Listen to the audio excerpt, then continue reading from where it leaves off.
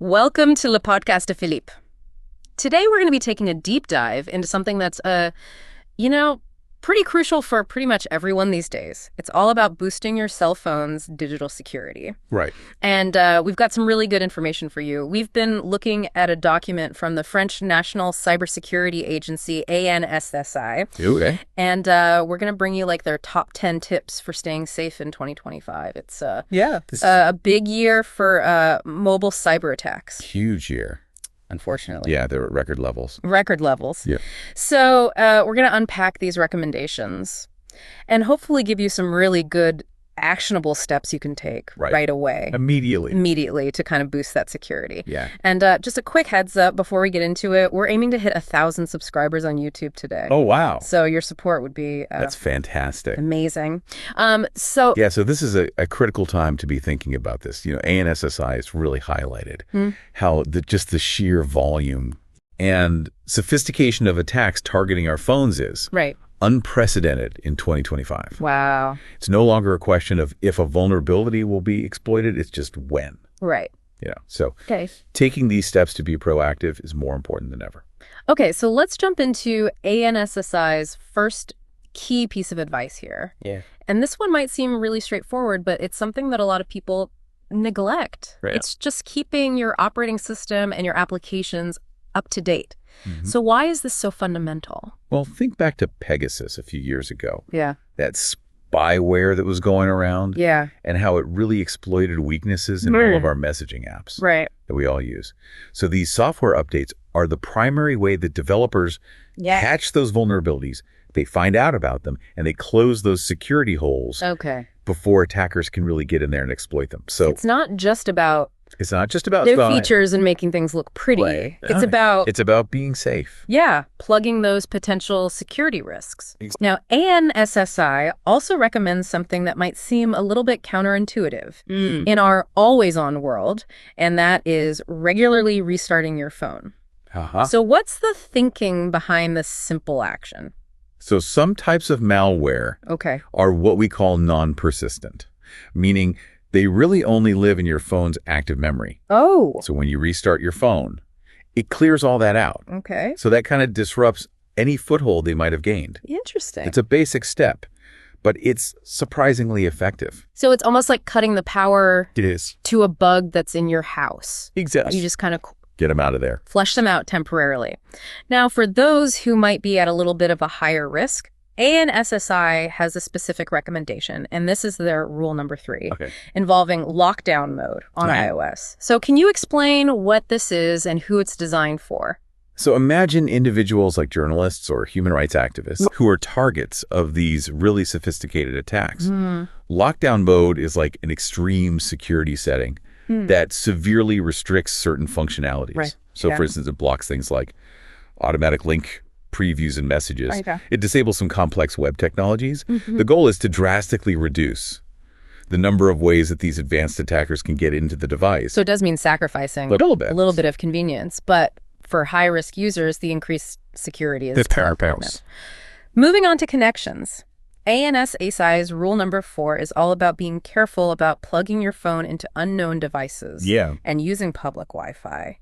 So what are the potential dangers in these seemingly convenient scenarios? So when you connect to an unfamiliar device, like a public charging station or someone else's computer, you're really opening up a pathway for data theft or malware installation, because those connections could be compromised. As for public Wi-Fi, a lot of times those networks are unsecured. And they can be pretty easily intercepted. Attackers can snoop on your online activity. Wow. Steal your login details, even redirect you to fake websites designed to steal your info. So definitely risks to be aware of.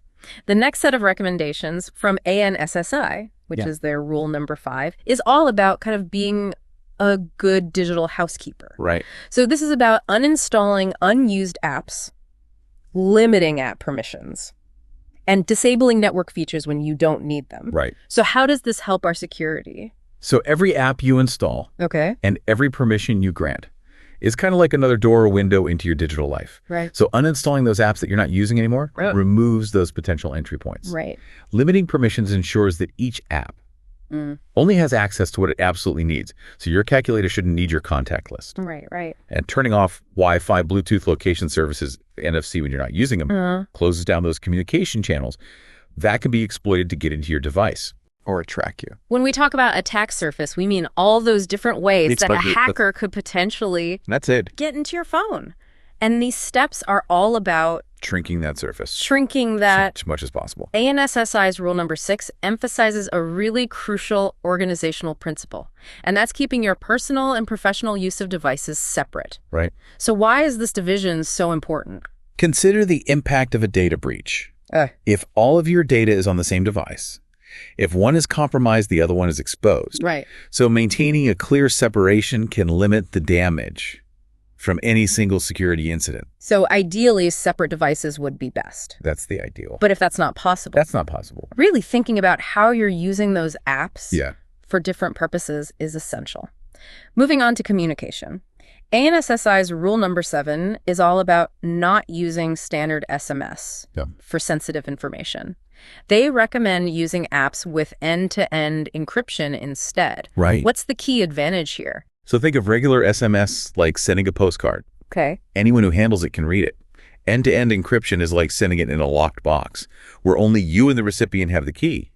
Wow. So even the messaging service provider can't open that box. So it's a lot more private. Much greater level of privacy. For sensitive conversations. ANSSI's rule number 8 addresses a very specific but important area, and that's security during sensitive meetings. Right. They advise removing all digital devices, even noting that airplane mode isn't always foolproof against sophisticated spyware. It's really about the level of spyware that we're seeing. These days, even a phone in airplane mode might still record audio or video and store it for later retrieval. Wow. So just removing devices from those rooms entirely is the most reliable way to prevent that. Okay, so definitely something to consider for high-stakes situations. The next recommendation, ANSSI's rule number 9, is all about vigilance against phishing. They warn about suspicious messages and requests to link new devices to your accounts. And they actually even provide their contact details for reporting issues. They do. So why is phishing such a persistent threat? Well, phishing attacks target human psychology. Okay. Right? They craft these messages that look legitimate. Yeah. They pretend to be from a trusted organization. Right. To try and trick you. Yeah. Into revealing your sensitive information or clicking on a link. Right. So that request to link a new device is a common way for them to gain unauthorized access. So ANSSI providing that contact info really underscores how important it is to report anything suspicious. If you're ever unsure, report it. Yeah, it's better to be safe than sorry. Exactly. Absolutely. Now, drawing on some other sources, we also want to highlight the importance of securing your device with a strong passcode or biometrics, like your fingerprint or facial recognition. Right. So why is this basic step so critical? Think of it as that first barrier against someone getting physical access to your device. So a strong passcode or using biometrics makes it much harder for someone to get into your personal data if they steal your phone. It's a fundamental layer of security. Yes. Finally, another crucial aspect we want to touch on is regular backups of your phone's data. Why should this be a habit for all of us? Well, if we think about all the potential consequences of a security incident, whether it's malware theft or just a malfunction, backups are your safety net. Okay. So backing up to the cloud. Or an external drive ensures that you can recover if something happens. So to recap this deep dive into ANSSI's essential security tips, along with that added emphasis on strong device locking and regular backups, we've covered some key actions you can take right now. To improve your cell phone security, from those simple software updates to being more cautious about your connections and managing your apps, each of these recommendations plays a vital role in protecting your digital life. We hope this has given you some clear and practical knowledge without being overwhelming. For more detailed information, ANSSI has tons of resources on their website. They do. It's cyber.goview.fr. We strongly encourage you to think about which of these tips you can put into practice today. That's right. Thank you so much for joining us on Le Podcast de Philippe. And a final thought for you, the learner. Remember that these security measures work best when used together. So implementing several of these tips creates layers of defense, making it much harder for those attackers to succeed. So what's one thing that you will commit to doing today to strengthen your mobile security?